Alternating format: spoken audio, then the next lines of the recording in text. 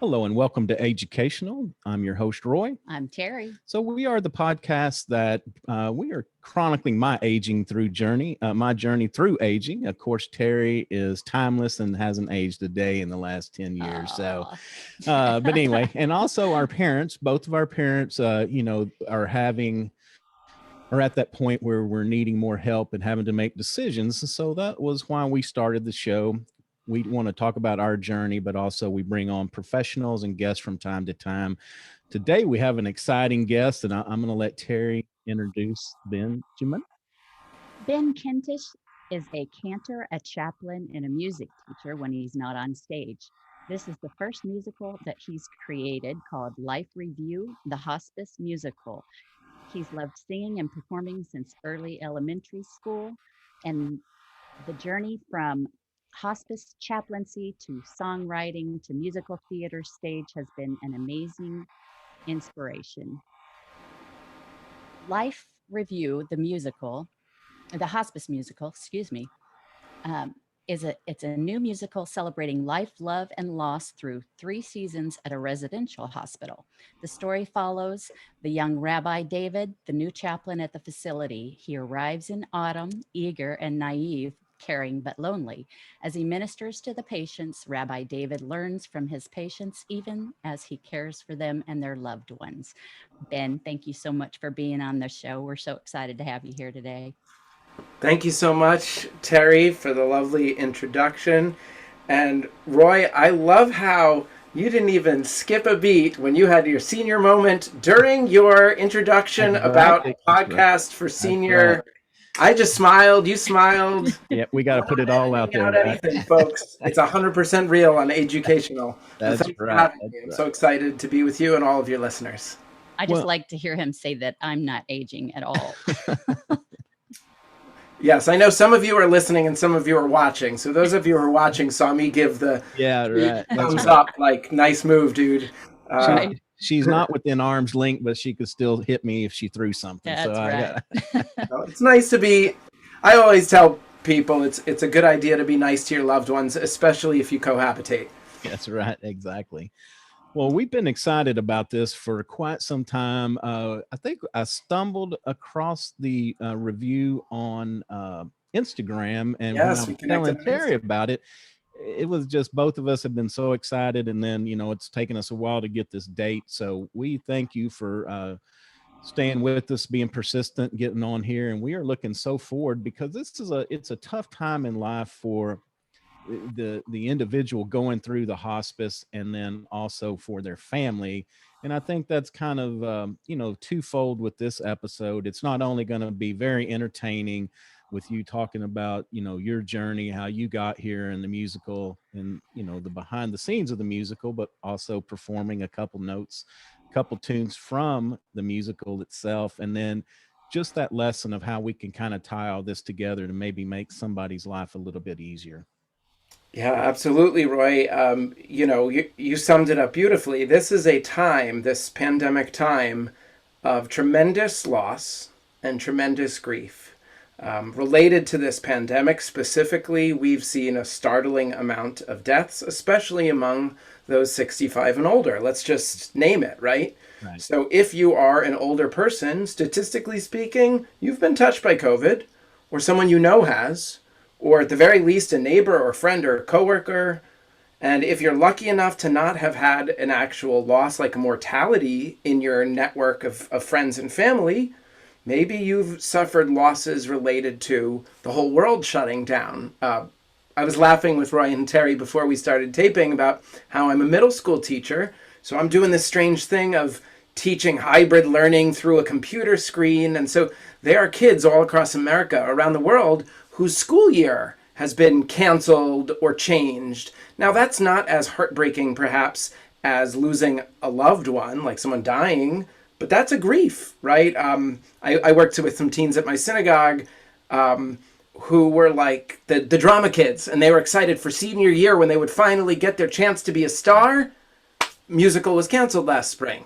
Yeah. So, and I can relate because my project, as we will discuss, has hit some peaks and valleys, and the valleys are mostly COVID related. But, we all have our grief right now for those we've lost, the experiences we've lost, the places we can't go to. And so the theme of grief, which is so huge in this musical project, is very much of the moment. And as you said, I hope to be able to help people move through that grief journey, whatever that grief journey is for them. Yeah. Well, that's awesome. Why don't you tell us first off, I know you have a lot of experience in the hospice sector. That's kind of where Life Review came out of. So why don't you tell us a little bit about, how you found yourself here? Do you mean how did I write a musical about hospice, or how did I find Roy and Terry? Yeah, well, no, yeah. Well, you could tell that story. That's an interest. No, I just meant your experience of your life prior to the musical and kind of what led up into the musical itself. Okay, so I'll try my best. I'm trying to make this very long story shorter, because it's been approximately 6 years. So if I don't compress the story, you're going to have a hard time with the bandwidth and the length of the interview.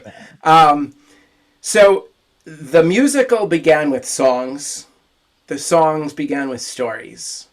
The stories were mostly inspired by real life experiences I had as a beginner chaplain visiting patients and their loved ones in a residential hospice.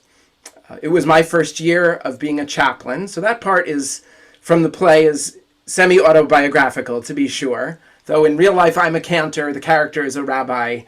But the idea of being new at a job in general we can all relate to, but for me the specific story was being a new hospice chaplain.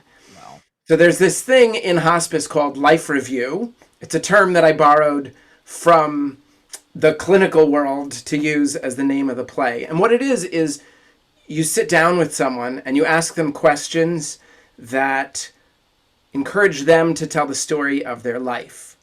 And I think I'll probably sing that song when we're ready for it, because it's the title track of the show. And it's kind of an interesting moment for the audience because they can kind of experience what's it like to visit with a chaplain and tell their story. Anyway, these stories, these Life Review stories that happened bedside were so moving to me. One night I called my wife and I said, "Honey, these stories are amazing. I think they want to be songs." She replied without missing a beat, "Get writing." And that night I started writing in one of these old black and white journal books. And that became the first ballad for the show, "Will It Still Snow When I'm Gone?" Oh, wow. Interesting. Oh my gosh. Yeah, and that must been like being thrown off in the deep end to kind of have that as your first assignment. I mean, because it's just for most it's emotionally draining, and I just I don't know. It's kind of like welcome to priesthood, I guess. Yes, you are correct that out of all of the choices one could pick for chaplaincy for first year training, hospice is a particularly intense choice. Though one could say the same is true for a lot of other chaplain jobs. I mean, there are chaplains who do their first year in military service.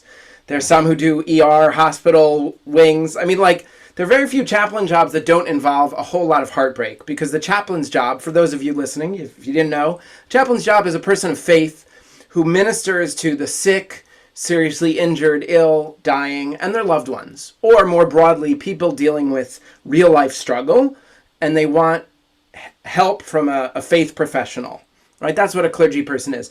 Most folks who are approximately your generation or a bit older, they discovered what a chaplain is from watching MASH. So the young priest on MASH, he's the chaplain, right? If you've ever been to a hospital with a loved one, if they were admitted for more than 24 hours, chances are they had something like on a clipboard, "Do you want to visit?" from the chaplain. And if you say yes, if it's a big hospital, you can pick your preference, Catholic, Protestant, Jewish.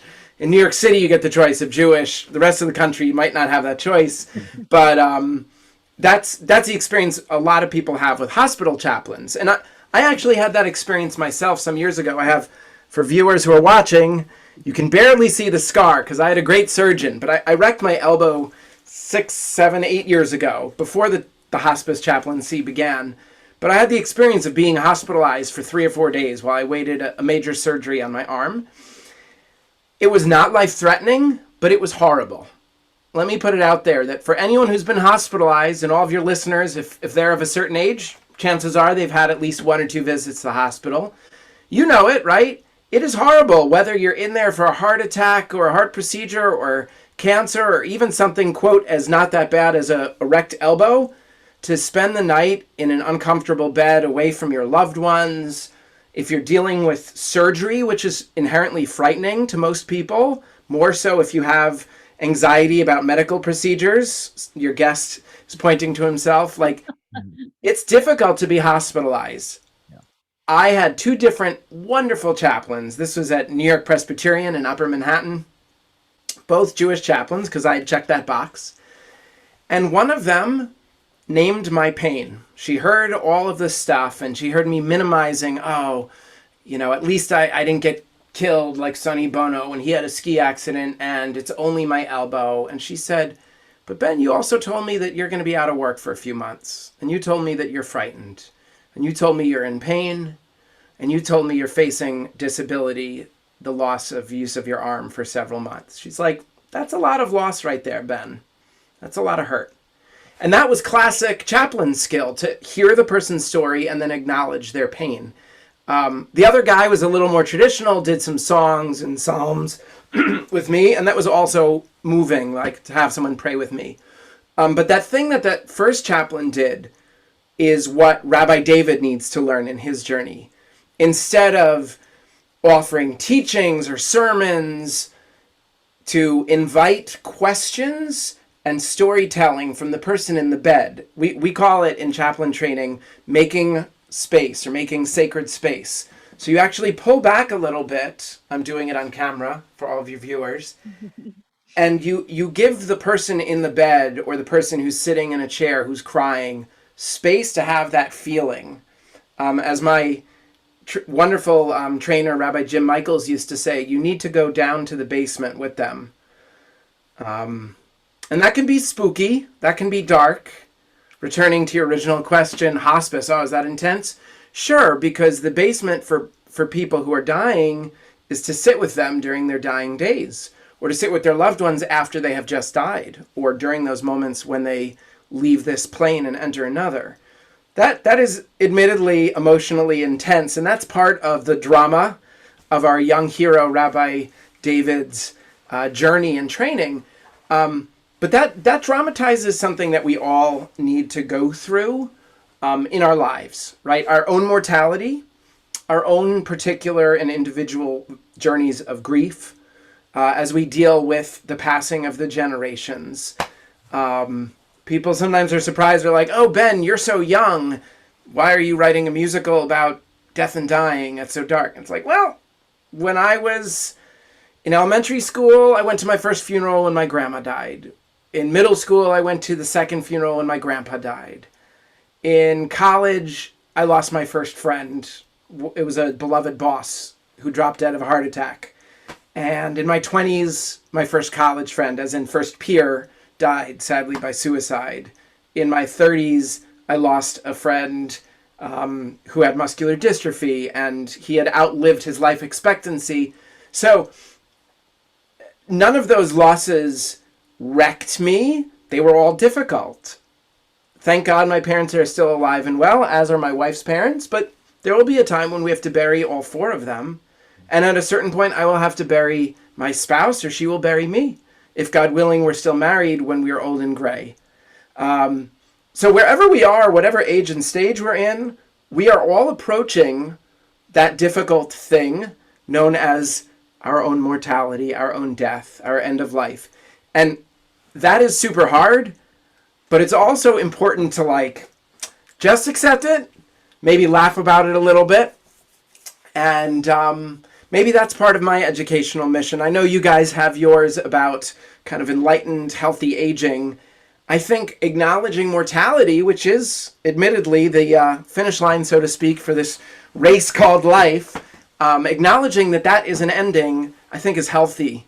And that's part of what the different people in the play all go through, whether they're in the bed, whether the plus one, the loved one, holding hands with the person in the bed, or this guy, the chaplain, watching it all unfold.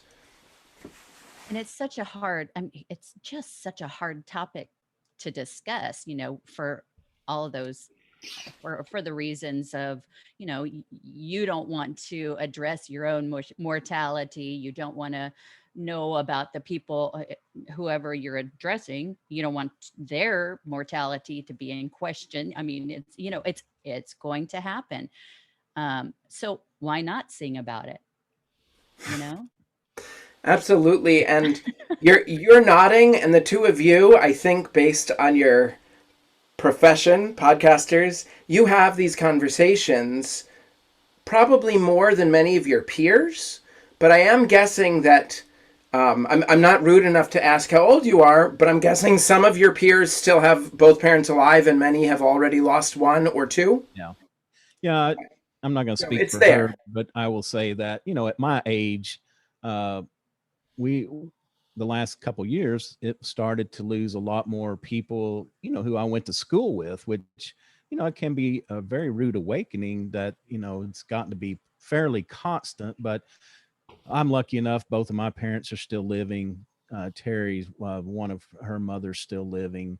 So, yeah, but, I was going to say, I'm kind of like you, that I was brought up going to funerals. My parents took us, and, they didn't, there was nothing weird. They don't, they, I don't know, they don't make you like go up and, touch them or view them or whatever, but you were just there surrounded that, that this is part of life. It doesn't make it any easier, but I have seen people that, they didn't go to their first funeral till they were in their 20s or 30s. And it was a very difficult experience, but it's just part of life. I haven't met anybody yet that's been able to beat it and, avoid it. So it's coming. It's not a pleasant thing. But the other thing that ties into this story, or ties into our educational, is, having these conversations and not waiting until it's too late to ask these questions. And I like what you were talking about, get them to tell their story, because we encourage that as family members. We should be just this morning we did a taping, and we were just saying you're never too young to start that conversation. Like my parents, like, what were your grandparents like? Something I've never asked. I knew, a couple of them very little, when I was small, they were alive. But anyway, and so having these conversations about who they are. The other thing I like that you talk about is, as a chaplain, you getting to know the person, because so many times as healthcare workers that deal with the aging, the person becomes the affliction. It's just, oh, that person that's got, heart failure in room 3 or whatever. And it's like, no, this person was they are somebody. They had a life, they had a career, family, they had all this stuff. But, and I had a nursing home resident tell me once that, I've been reduced to the lady that's incontinent in room 3. So I think letting people talk about that it's really, really good. I love that last story. In the field of education, we talk a lot about people first language. It's important, for instance, if you have a child with special needs, you don't say that's a special ed kid. You say it's a child with special learning needs. It takes a few more syllables, but the point is that the child is not defined by his or her learning disability. Similarly, if someone is elderly and it's nicer and I think more respectful to say this is an older adult or just an adult. Like if their age is important, we can mention it. We don't have to hide it. But if it's just he's an old man, she's an old lady, and age is the defining and limiting characteristic, that's not so nice. Similarly with disease, yes, all of us are carrying some sort of affliction. Even if you are in, quote, perfect health, you're still busy dying. It's part of the natural attrition or, atrophy of living organisms. Book plug, Being Mortal by Atul Gawande. Amazing book. And one of the things that he teaches is that all living things are born, they grow, they live, and they die. Similar wisdom in the Robert Fulghum classic, All I Needed to Know, I Learned in Kindergarten, where he talks about how 5-year-olds know, because they've planted a seed in kindergarten class, that the seed, if cared for, will grow, and get tall, and then at a certain point it'll fall over and then it will die. So 5-year-olds can handle that lesson of mortality. Something happens as we approach the peak of our prime, our 20s, 30s, 40s, etc., where we're like super invincible and young and sexy and strong. And at that point, we can't even fathom death and dying. It's why one of my characters early in the play who dies, a younger man, it's like particularly heartbreaking because he's not supposed to be dying.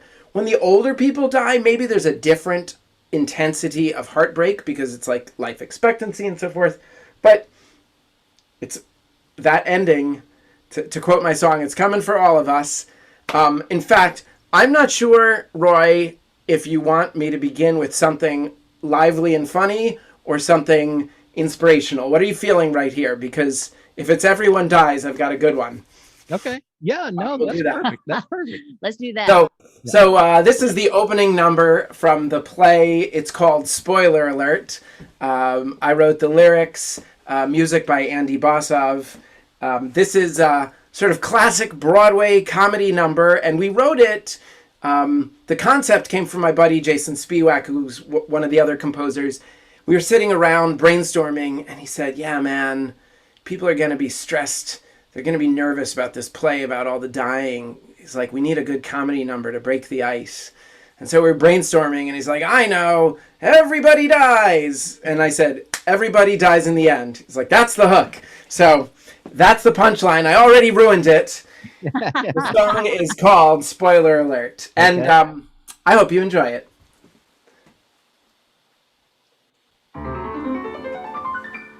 We don't mean to be a bummer, but we've got some awful news. It gets colder after summer, and even winners lose. Robert Frost composed on one fine day in a most poetic way.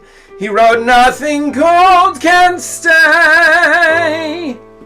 That's what he said, and now he's dead because, spoiler alert, everybody dies in the end. Sorry to ruin the play, my friend. Love 'em or hate 'em, this cannot bend. Everybody dies in the end. We all go when we gotta go. You hear every single person you know, my dear. The neighborly Ned who you just despise. Your trustworthy friend, the guy who lies. Holy sister never sinned in her life. Your father, your mother, your husband or wife. The hero and the villain of each tall tale. The sailor who battled a full-force gale. Spoiler alert.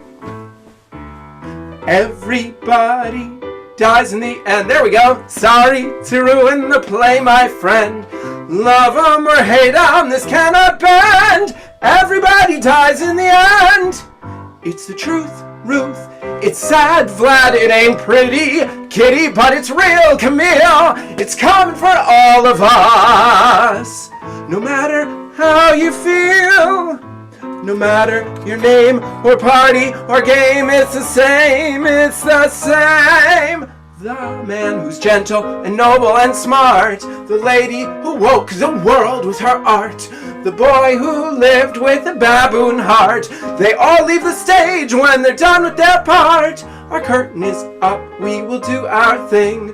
We hope you don't cry every time we sing. Whether you're married or you got no ring, the lowliest pauper, the loftiest king, we all gotta die. We all gotta die. Just sing, just sing, just sing, just sing. Everybody dies in the end. Sorry to ruin the play, my friend. Love 'em or hate 'em, this cannot bend. Everybody dies in the end. Everybody dies in the end. Awesome. Yeah, that was great. So great. I loved that. Thank you. By the way, there is a kick line in the final verse, but I could tell. I replaced it with wanted some jazz hands. Well, so is that the, I guess this is the shortest play ever. We open, sing the song, it's over. Drop the curtain. It's like, Drop the mic.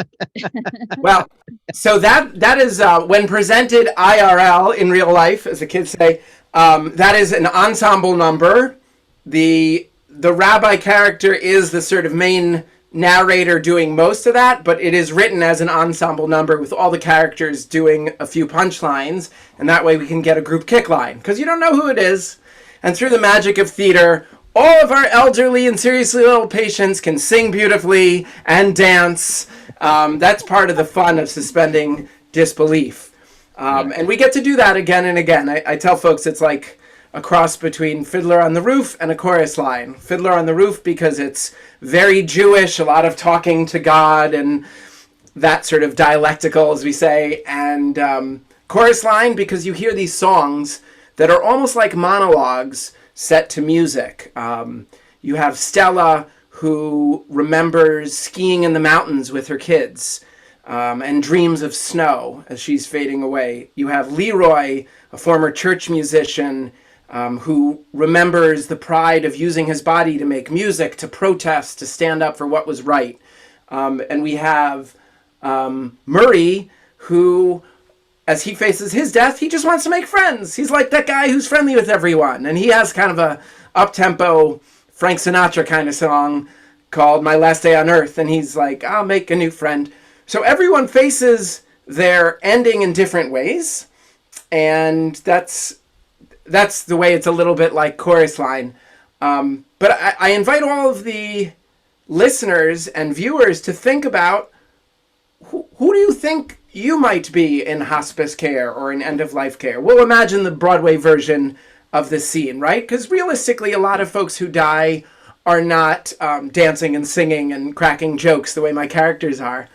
But do you imagine you might be someone who's making new friends as you're hospitalized or in a hospice? Do you imagine you're someone who would be prayerful and having a serene experience full of gratitude like Leroy? Do you think you might be dealing with fear or regret like Stella? Do you think you might be wrestling with God and a little angry about losses like our rabbi character goes through? Those are all, emotions that are part of a very big range of intense emotions that we experience as we deal with mortality. You were spot on before, Roy, when you asked, chaplaincy, that's, chaplaincy in hospice, that's intense. So the question behind the question is like, how do you deal with all that dying?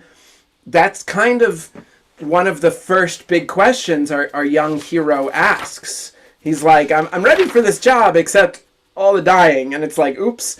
But the reassuring thing comes from the nurse, his soon-to-be friend, Nurse Marie, who teaches the philosophy of hospice and says that, the joke is, yeah, it's a hospice, lots of dying, ain't no avoiding that, but dying's not so bad. Lots of people die here. They turn out fine.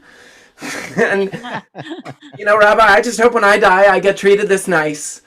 And honestly, when I think about my experiences working as a chaplain at this hospice, the real one that inspired the musical and the mythical one on stage, it brings a smile to my face. People are surprised that I can laugh and joke about hospice, that I have happy memories there. It's because we bring these amazing stories up. We create moments of family unity, sometimes reconciliation, sometimes not. But unfortunately, hospitals are not typically designed for moments of home-like connection. There's some hospitals that have been tweaking around the edges, but let's be realistic. Hospitals are not designed to be home-like environments. Perhaps nursing homes try to bridge that gap between a home-like environment and medicalization. But if you think about the person who dies in a hospital with all kinds of tubes and beeps, to most people that doesn't feel all that home-like, doesn't feel all that natural. It's often very upsetting visually. It often doesn't smell nice or sound nice. Hospice care is not a panacea. It's not actually for everyone, because you need to qualify in certain kinds of ways, as in seriously ill, not likely to recover in 6 months or fewer. then you can talk with 2 doctors to qualify you for hospice care. But if you elect for that for you and your family, or please have this conversation today with your loved one, right, guys? Yeah. Talk about your final wishes. Talk about the plan of care and who is your power of attorney if, God forbid, you and your spouse were to get hurt or sick at the same time. You know, those are conversations to have today, not in the hospital, folks. Right. Not fighting inside a hospice, folks. So that's one of my teaching moments for you. Please have that conversation now. But if you don't, the important decisions will be made by people who might not be able to ask you a question.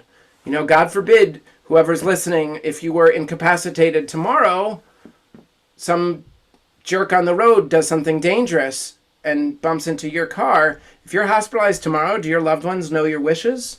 If the answer is no, I lovingly encourage you to seek out resources. I know Roy and Terry do a great job of educating all the listeners. Have that conversation with your loved one about, your end-of-life wishes. I have a will, even though I'm 40. If you're 40 or 50 or 60 or 30 or 20, you should have a will. The only reason you shouldn't have a will, maybe if you're less than 18 and you only have like $100 and some bubble gum or something. Do kids have bubble gum? No, but seriously, anyone who's a legal adult should have a will, and they should have advanced directives that deal with medical care.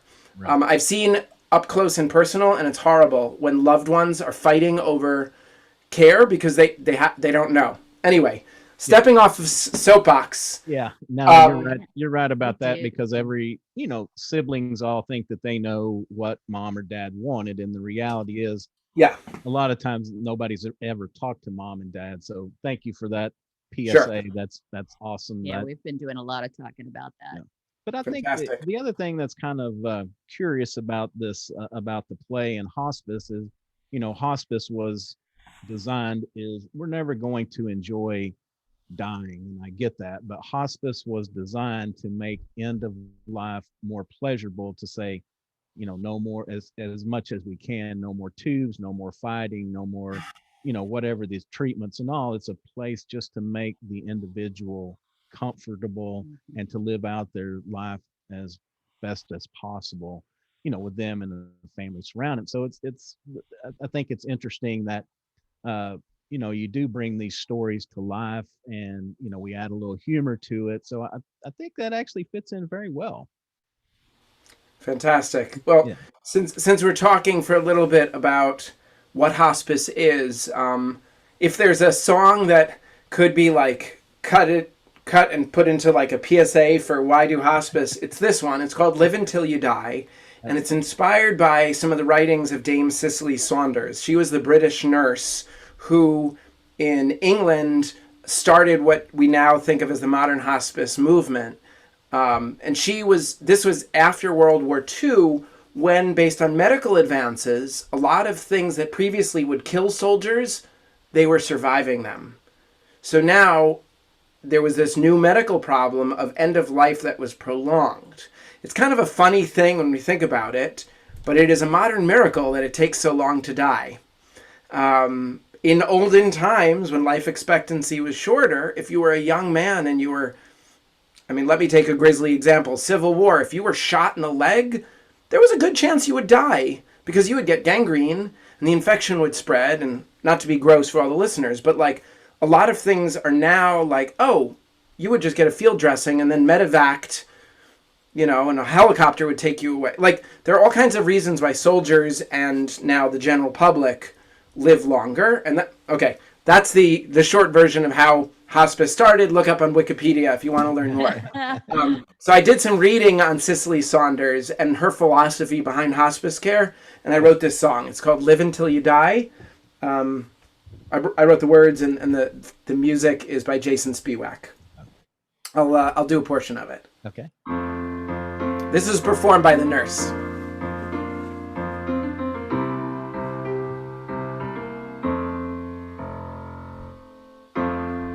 I will do all I can and share the moments you lived.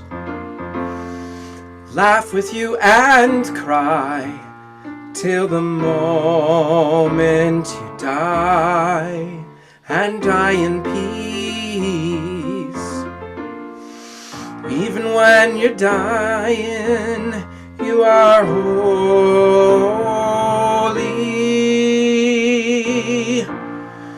Even when you're broken, you are whole. I will walk with you as you're on your way.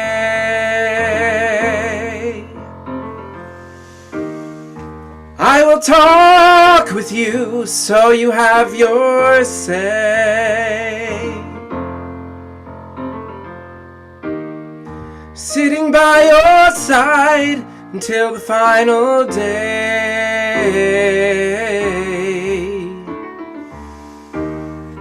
I am here for you, so live until you die.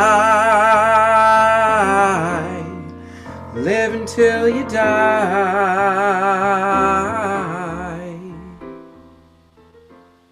Oh, that's awesome. That's Thanks for beautiful. performing that. We appreciate that. Thank you. Just a minute. I know that you got this written, wrapping it all up, and then the pandemic hit, and so yeah, Twisted heaven. yeah. So I know that you've performed this for some virtual audiences and probably for some local audiences there Yeah. close to you. So what has the reception been like from old and young?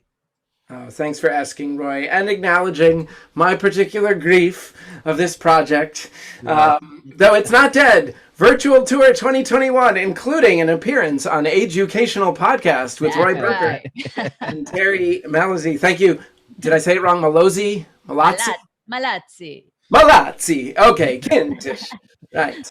One of us are Italian. Anyway, yes, being on this podcast is part of the Virtual Tour 2021. And yes, we are all virtual right now because of the dastardly coronavirus. However, there is hope. I've got 2 shots in my arm, and I do hope, as a public school teacher, I got to jump to the front of the line. And it seems like my target audience is 50 plus, so a lot of them have shots.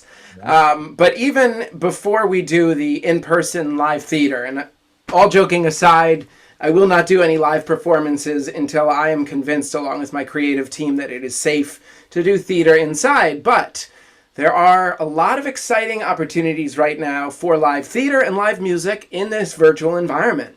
So yes, Roy, I have done some live appearances. The main I guess you could call it product or performance that we, the Life Review team, are bringing to the world right now is called Life Review Stories and Songs. It is a virtual cabaret that has 8 songs as well as narration and stories in between. It's a nice, tight, entertaining 45 minutes with a 15-minute Q&A to follow. I've presented that to a large synagogue as well as one of the biggest eldercare facilities in the Baltimore, Washington region.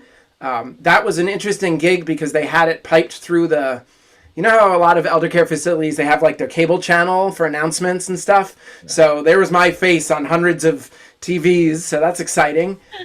For people who can't get out of their institution at all, let alone go to live theater. Right. For the synagogue performance and for other sort of cultural institutions, happy to do that show, and then for an additional fee, we can add an educational segment to follow. Sort of like a brief musical lecture where we look closely at some of the songs. I can distribute copies of lyrics, and we sort of pull apart the meaning, because there's a lot of juicy material in it. I have a program to talk about grief and loss, to talk about end-of-life care. We have one about faith issues for end-of-life care, one about family and generational issues, and then one about caring for the caregivers. I'm doing a presentation at a chaplaincy conference in a month, the same chaplaincy program where I did my final unit, so like the circle is completed. It's a real honor. Shout out to Jeff Teo out in Arizona. But I'll be presenting this musical and then doing some discussions with the next generation of chaplains, because we need to, as care providers, and you alluded to this earlier, we need to get comfortable with our own mortality. Maybe we need to laugh a little bit about some of the things that are funny, whether it's mortality or in the play, I've got this bawdy number about sex and lusting after the care staff, which is a thing, male or female. You know, the sex drive is alive and kicking, whether or not we can do anything about it until our death. So that's just sort of a funny PG-13 song that's in there. But anyway, back to the tour. We are hoping to bring this in this cabaret virtual format for as many audiences as we can.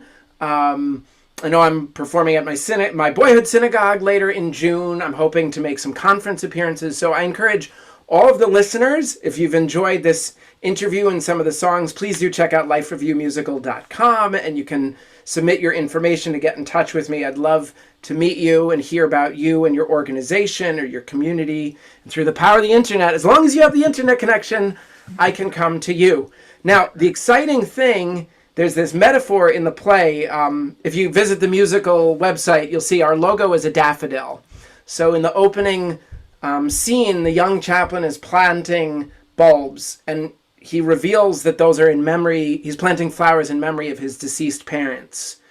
He's a young man, but sadly he's lost both his parents.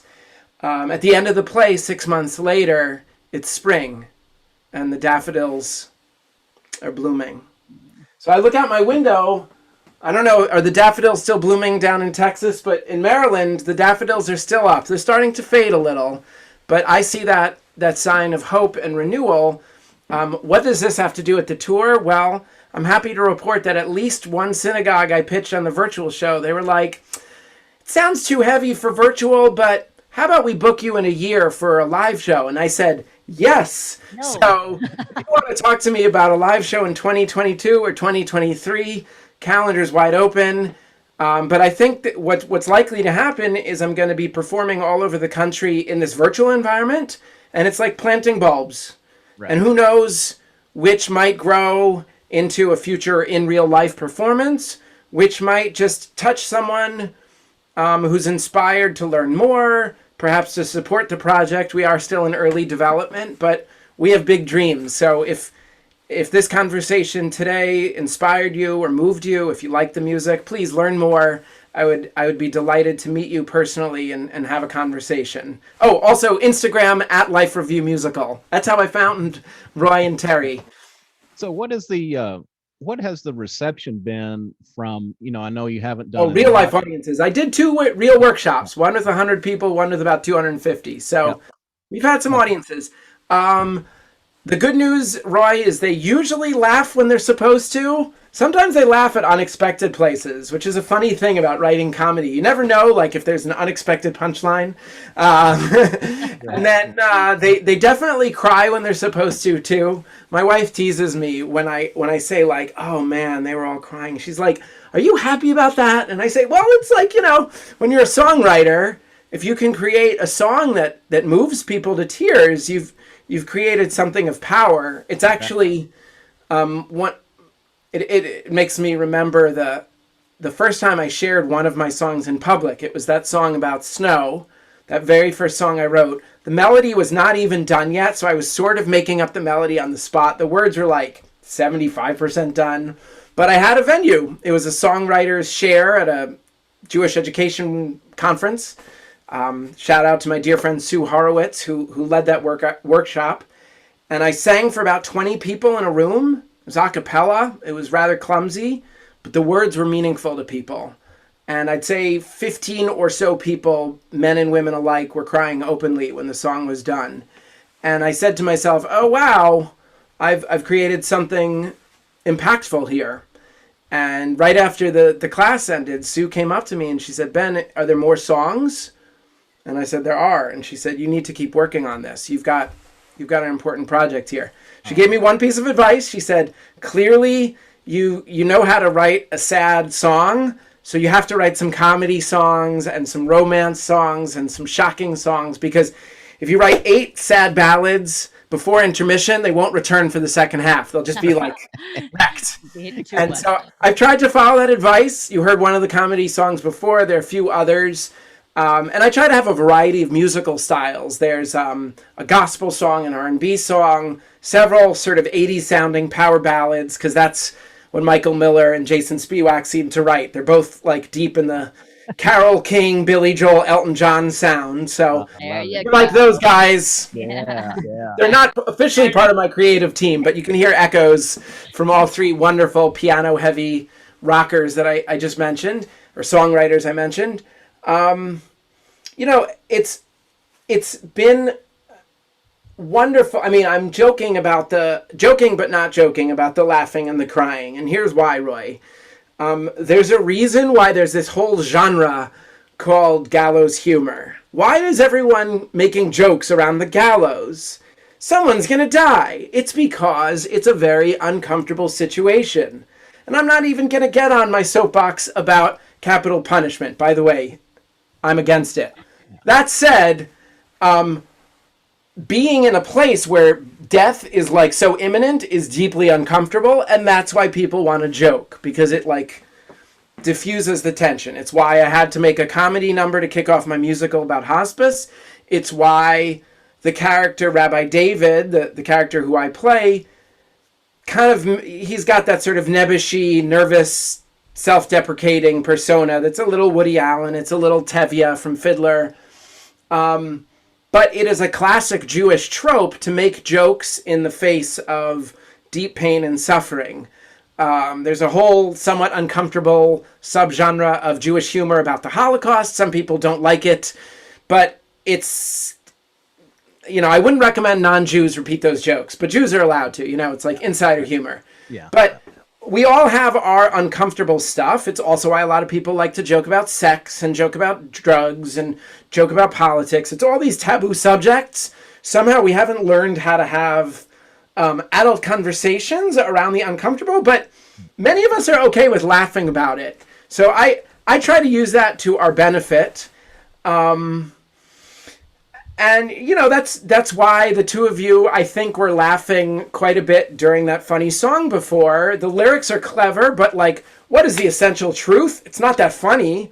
Everyone dies. Right. But if I go up to a lecture and I say, everybody dies, whether you're rich or poor, man, woman, or child, you've already fallen asleep. That's so boring and it's kind of depressing. But a little jazz hands, a little comedy, and then it's like a spoonful of sugar makes the medicine go down, to quote another good musical. Not my lyric there. So besides Rabbi David, we're going to have to scratch him for a moment. Who is your favorite character that you've created? Oh, that's an easy one. Great question, and I have an answer for you. It's Leroy Washington. So he is probably the patient who gets the most airtime. He is the one who forms a deep and sweet connection with the rabbi. His backstory is inspired by a real life person. People always ask me, are these real people? And I say the stories are true. The details are changed to protect anonymity. But anyone who was with me at Center for Hope Hospice would immediately know who this character was based upon. So a real-life gentleman who, I'll just say, Leroy is based upon a man who grew up in Bed-Stuy, Brooklyn, historically African-American neighborhood in the most populous borough of the nation's largest city. He and I connected in real life over that common experience in Bed-Stuy, and we actually have a funny dialogue moment where he says, I grew up in Bed-Stuy, and I say, I used to live in Bed-Stuy, and he said, another young white guy who lives in Bed-Stuy, and we have this laugh about gentrification, but it's true. When I lived in Brooklyn, I was that white guy in Bed-Stuy. Anyway, the man who Leroy was based upon, and the Leroy character as well, he played church organ in a big black church. The real life person, he told me that he played for over 50 years. So he started as a teenager, He took his first piano lesson when he was 11, and he first took over the junior choir in his neighborhood black church when he was 15. And he first played the big service when he was 19. And then he played all the way until his 60s. And then sadly, he suffered a stroke late in life where he lost the use of one hand. I don't include all of those biographical details in fictionalized version of that person named Leroy, but he was a retired church musician. And his song, the gospel song, is all about being thankful for the body that he had. I imagine this might be one of those spots where even our non-hospice people can relate. So if any of your listeners happen to be older than they used to be, listen up. I'm guessing, whatever age you are, if you're youngish 40 like me or freakishly young, less than 40, what are you doing on this podcast? No, just kidding. We love our young listeners. But if you're 50 or 60 or 70 or 80 or, wow, you're 90 or holy moly, you're 100 plus, I didn't know 100-year-olds could listen to podcasts. Whatever age you are, I'm guessing there's something in your body that isn't working as it used to. Just as someone who's worked with some aging people of different ages, I'm just going to put that out there. I can say as a 40-year-old, my body hurts in ways it didn't when I was 20, and I present as a young man. I've worked with a lot of geriatric patients who are 60, 70, 80, 90. It's part of aging, even when you're decades, God willing, from the grave, that our body changes and our body evolves. And I'm guessing if you've spoken to doctors and social workers, this is a big theme, what I call the betrayal of the body. Especially if you're lucky enough to be cognitively with it, as Leroy was, or the real life Leroy was. He had a lot of joy and a lot of stories, and he could crack jokes, and he could tease me about my inept guitar playing, and we had so much fun together in real life. And I think the fictionalized version of that character also reflects that love and that friendship. His song, though, is meant to highlight that we can hold in tension at the same time the pain of that betrayal of the body. In his case, the loss of one hand, so he couldn't make music. In my case, I'm 40, but I can't play rugby anymore because I had too many concussions and my back hurts. Maybe if you're 60, there's changes with who lives at home with you anymore. Maybe you've switched from golf to tennis, or tennis to pickleball, or pickleball to Wii bowling, depending on how your body is, right? But like, that's part of the aging process. So Leroy, in his song, he is sort of like raising up, as faithful people say, he raises up the holiness. With these hands, I played for the Lord. With these hands, I prayed with a chord. That couplet sort of highlights the holy experience it was of using his body to make music for God. And then on subsequent verses, he stands up for what's right. He marches for justice and so forth. So when our bodies break down, whatever age and stage we're at, there's this aspect of grief about we can't do the thing we used to. So I mentioned rugby, and that's a great 40-year-old's lament. Oh, I can't play rugby. Cry me a river. Cry me a river. But cry me a rigber. There we go. There's my senior moment. But I'll tell you, when I hung up my cleats, it was a real loss because I played for 10 years and I loved it. This is not the right podcast for it, but I'll tell you, it was an amazing experience. And for me, that's like the quintessential youthful Ben. I'm sure all of your listeners, you have something, right? Whether it was the time when your love life was hot and heavy, or you were a great athlete, or you thought you looked better than you ever did, or you were making most money, or whatever is like your youthful power moment, eventually you age past that. And then you kind of have this nostalgia for what that was to you. I try to acknowledge that throughout the play in a playful way. So when we talk about sex, when we talk about work, when we talk about travel, like those are things that kind of evolve as we age. And that is difficult, but it is real. Now, why is Leroy such a great character in the play? He is the one who is, yes, wise enough to help the rabbi get better at his craft. He also can match wits with him. They play this game where, you know how a lot of Christians are really good at quoting the Bible line and verse? Jews are not that good at it. Fun fact, even clergy. So some Jews are good at quoting line and verse, but none of them are as good as their Christian brothers and sisters. It's just like something Christians are good at, and also Muslims. But so Leroy figures that out, and he's like, blah, blah, blah, da, da, da. And the rabbi is like, and he turns around, and Leroy's like, what are you doing fiddling with your phone? And he's like, Rabbi Google. And it's a dumb joke, but it killed in the audience. The thing that he has, though, that he brings to him, it's friendship. It's perhaps a surrogate father or grandfather figure. That's not made totally clear, but we do come to learn that young Rabbi David is missing the older generation. And, we all have those older people in our life who, after they die, let's be honest, they are often mythologized in a kind of way. I feel that way about my grandfather of blessed memory. So I'll tell you, Grandpa Bernie, my father's father, was a man who I only knew until I was 12, because that's when he passed.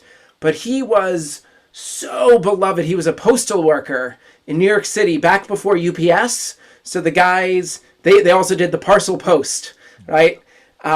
So he knew everyone in a four square mile part of Rockaway. And so he knew hundreds of people, and he knew when their birthdays were because the gifts arrived, and he knew about their births and marriages and divorces because he brought them the stuff. So I think about him, and I know he was a complicated man, but like for me, Grandpa Bernie, the myth is just friend to the world and sweet, gentle soul. So I think I might have written some aspects of Grandpa Bernie into Leroy. I'm actually making this insight live on camera with you two. I've never made that connection before, but I think writers, playwrights, songwriters, we always try to borrow from our life without stealing. So the title, Will It Still Snow When I'm Gone, is actually borrowed from a poem with permission by my mother-in-law. Her poem had to do with a woman imagining life after death in New England. So I just sort of took the conceit of the poem and wrote it into a big ballad. For Leroy, I just imagined it had to be a gospel song because he was accompanying gospel his whole life. Which actually brings me to maybe the last musical offering. At the end of the play, I'm not going to tell the whole story. You can get a little bit of a synopsis on the website, I think, or just book me, right? But yes, but I will tell you this. As spoiler alert indicated earlier, yes, many of our characters die, because that's what happens in hospice care. Right. So the most dramatic, sad, difficult moment of the play is probably Leroy's death, and we see it in front of us.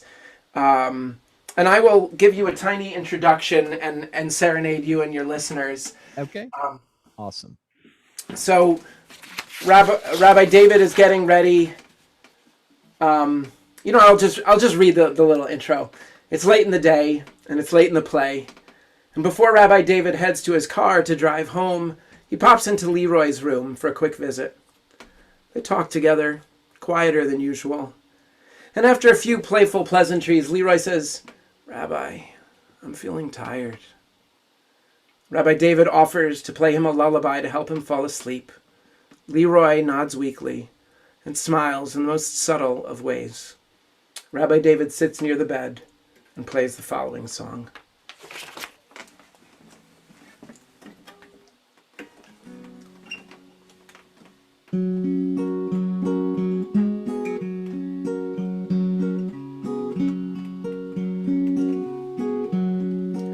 Lay on back, rest your head, lay thee down, safe in bed.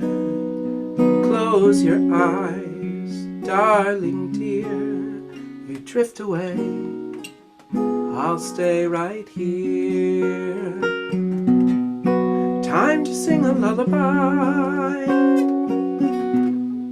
sing a soft, sincere goodbye.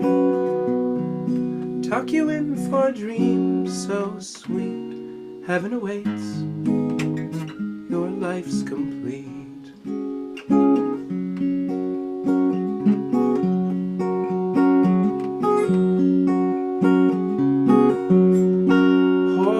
your hand, wipe your tear, kiss your face, soothe your fear. You are holy, your life's been blessed. Now my love, it's time to rest. Time to sing a lullaby. Sing a soft, sincere goodbye. Tuck you in for a dream so sweet. Heaven awaits, your life's complete.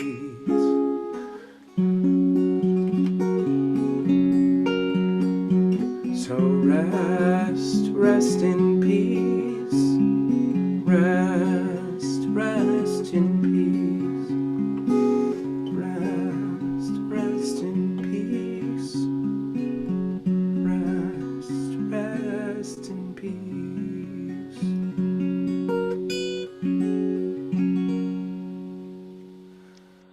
Wow, that was beautiful, Oh Ben. my gosh, that's twice you've gotten Yeah, me. yeah.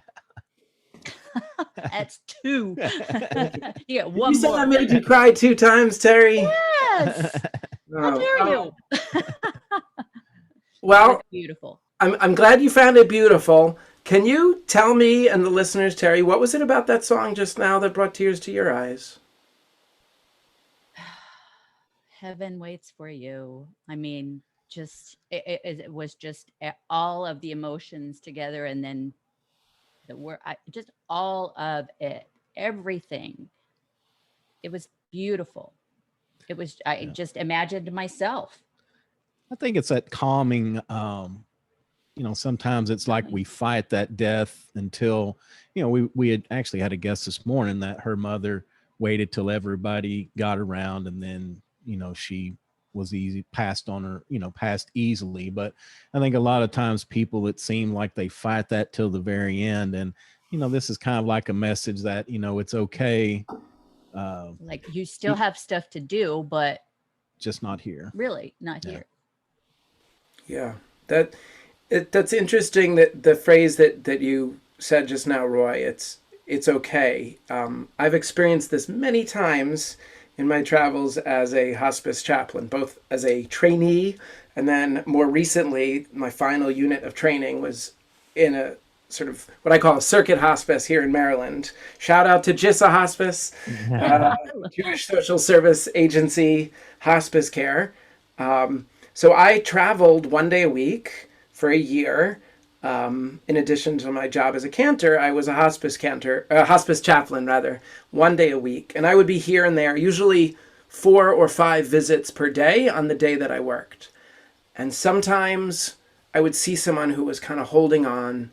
Sometimes I'd see someone who was quickly fading away. But it is an experience we've seen time and again, Roy and Terry, that the person in the bed is hanging on for someone outside of the bed. And it's very important for the person who they're waiting on, or their loved one, or the person who they hope visits. Can he make it to the bed? And I'm not like making fun here. This is a very real human drama I've seen play out dozens of times, where grandpa is waiting for the grandson to call or Skype. And then once that happens, he feels like he can let go. Right. Or sometimes everyone gathers vigil style all day. Everyone thinks the person's going to go. They don't. Then they return to the hotel room and the person dies in the night. That is very, very common. It's as if the person, even if they're like non-communicative, a lot of times it seems that seriously ill and dying patients, they kind of know when the loved ones are nearby and they kind of know when they're not. And this is fascinating because you can't interview the deceased person after they die. Did you die on purpose in the night after your loved ones left? But all joking aside, like that is a very common occurrence, I believe, because the person, whether they're like cognizant of it on the surface level, or if it's some metaphysical thing. I am not an expert on death and dying, but I've been around it enough to say that people often wait for a release. Right. They wait for permission. I've heard a million stories, and I'm guessing you have from your various guests, where someone will say, "Mom, it's okay to go." And I would encourage your listeners, if anyone listening today has a loved one who is in hospice care or who is in the hospital sort of fighting what we call a battle of diminishing returns, I might lovingly suggest that you have a conversation, if you haven't already, where you tell them how much you love them and give them permission. Say, I love you, and if you need to go, Mom, if you need to go, Dad, it's okay. Because a lot of times people hang on beyond when they need to, beyond when they're comfortable, because they think they need to for the person outside of the bed. This was actually something I did as a chaplain too, is I would counsel the loved ones who were struggling with anticipatory grief. Oh my God, my mom is dying. Help me, Cantor. And I would sit with them in the waiting room or the coffee area and we'd talk it over. But I would always encourage them, as I'm encouraging your listeners and viewers, like, you're doing the right thing to be here now.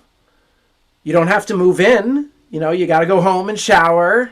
I had that conversation with a few people who were doing vigil for like days and days and weeks. You got to shower, you got to rest. Can't move into the hospice along with your dying loved one.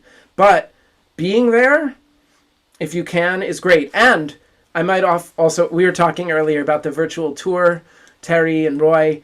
I would say that one of the silver linings for this terrible corona plague is all of us have become a lot more facile in this medium, right? We've gotten better at working the camera and working the audio.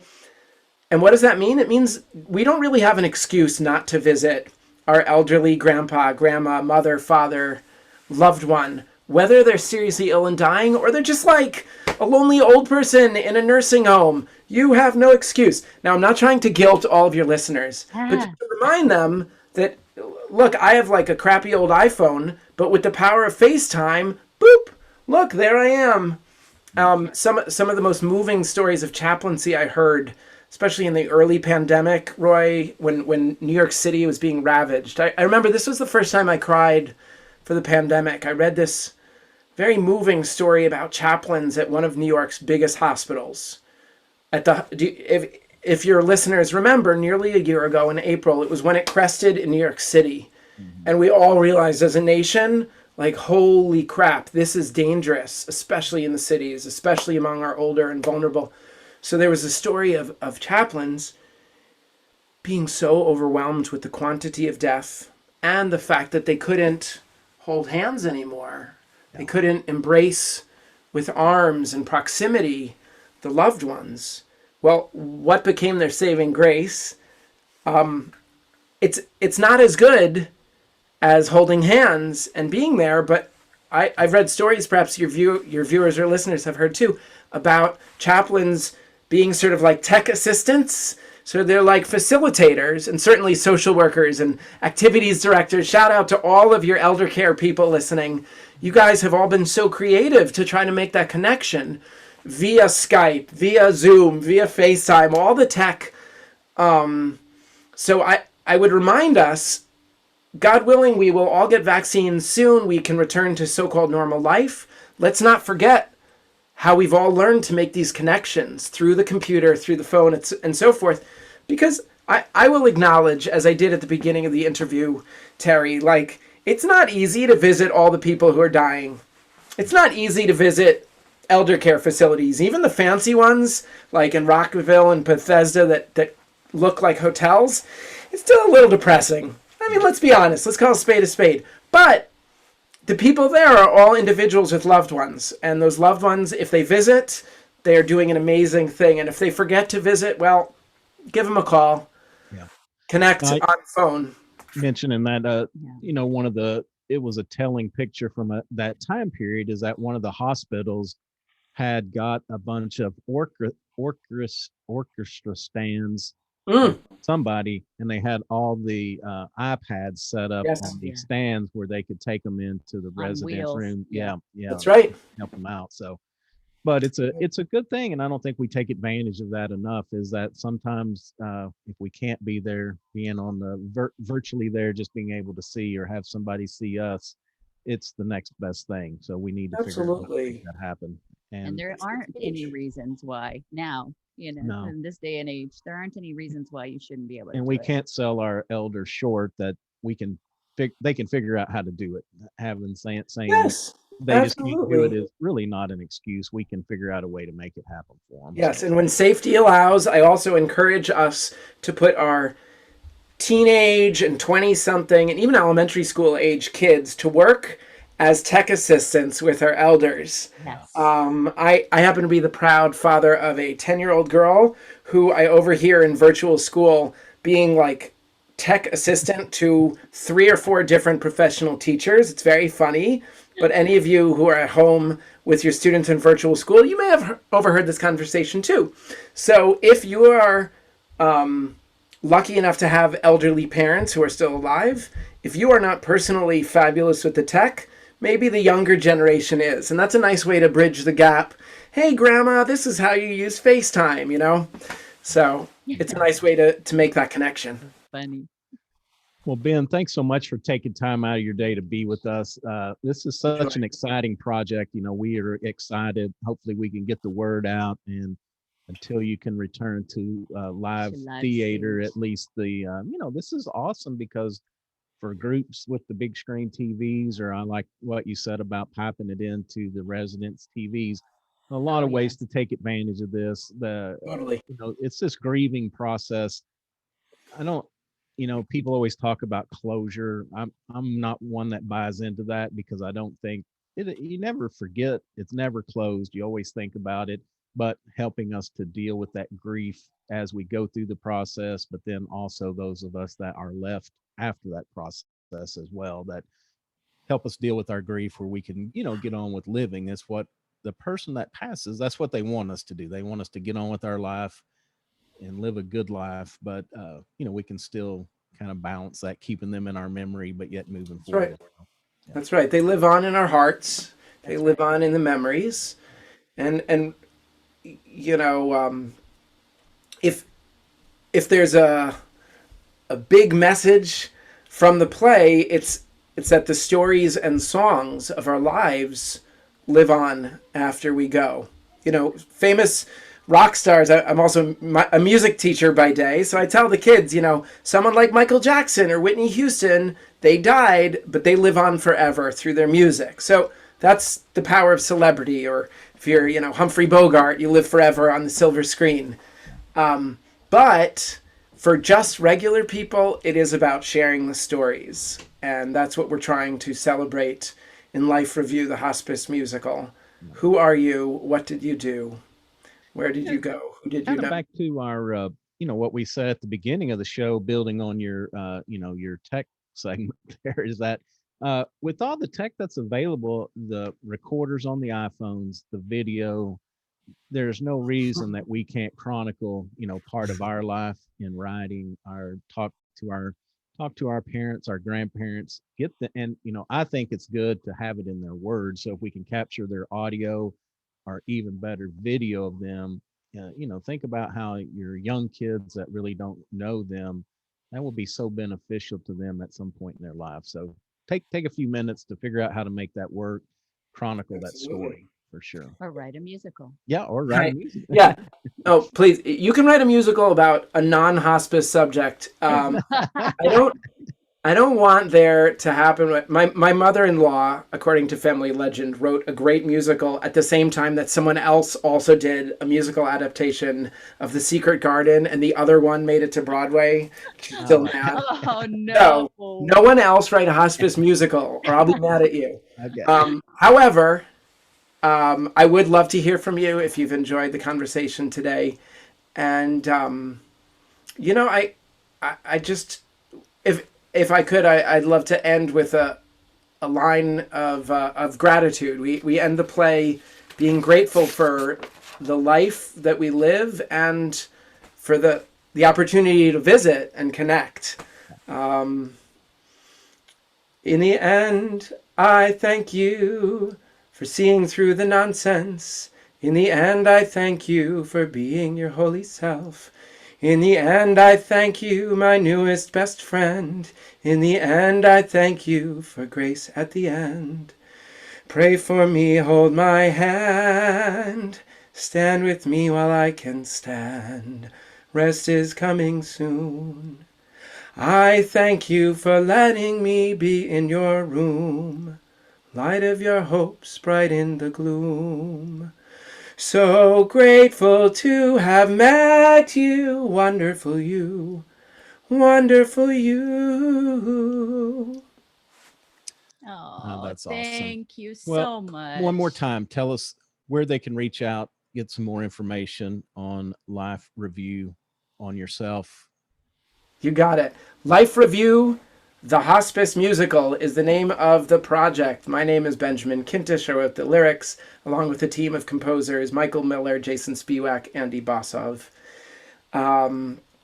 Our website is lifereviewmusical.com, lifereviewmusical.com. I hope I spelled it right. Instagram at Life Review Musical.